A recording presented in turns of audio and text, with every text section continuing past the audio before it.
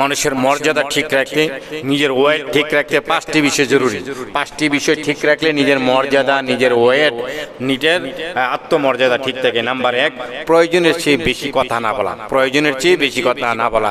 রাসূল পাক সাল্লাল্লাহু আলাইহি ওয়াসাল্লাম এও বলছেন, মান কাসিরা কালামুহু কাসিরা খতাউহু, যে ব্যক্তি বেশি কথা বলে তার ভুল বেশি হয়। সুতরাং যথাসম্ভব চুপ থাকবে, কম কথা বলবে। দেখবেন জ্ঞানী লোকেরা কথা বলে কম, করে বেশি, আর ফালতু লোকেরা বলে বেশি, করে কম। দ্বিতীয় নম্বর, গায়ে পড়ে কাউকে উপদেশ দিতে যাবেন না। যে আপনার কাছে পরামর্শ চায় না, যে আপনার কাছে উপদেশ চায় না, তার কাছে আপনি পরামর্শ উপদেশ দিতে যাবেন না। আল্লাহ সুবহানাহু ওয়া তাআলা কোরআনুল কারীমে যে বলছেন, ওয়াযাক্কির ফাইন্না যিকরা তানফাউল মুমিনিন, হে নবী আপনি উপদেশ দেন, এই উপদেশ মুমিনের উপকারে আসে। মুমিনের জান্নাতে যাইতে উপদেশ দরকার লাগে, মুমিনের জাহান্নাম থেকে বাঁচতে এই উপদেশ দরকার লাগে। তো নিজের ওয়েট ঠিক রাখতে, ওজন ঠিক রাখতে, মর্যাদা ঠিক রাখতে। দ্বিতীয় নম্বর হইল উপদেশ না চাইলে কাউকে গায়ে পড়ে গিয়ে উপদেশ দিবেন না। তৃতীয় নম্বর, সবার কাছে সহজ সরল সাজবেন, তবে বোকা সাজবেন না।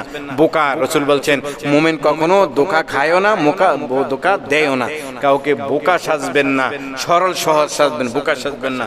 চতুর্থ নম্বরে, যেই জায়গায় যেই লোকে আপনাকে মূল্যায়ন করে না তার কাছে আপনি যাবেন না, তার থেকে 100 গজ দূরে থাকেন।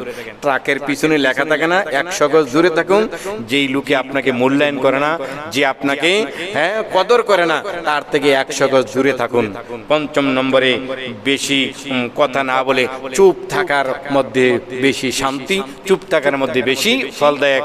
রাসূল পাক সাল্লাল্লাহু আলাইহি ওয়াসাল্লাম বলছেন, মান সাকাতা নাজা, যে চুপ থাকে সে নাজাত পেয়ে যায়। চুপ থাকা, বেশি চুপ থাকা, মানুষের সাথে অযথা কথা গল্প গুজে না বলা।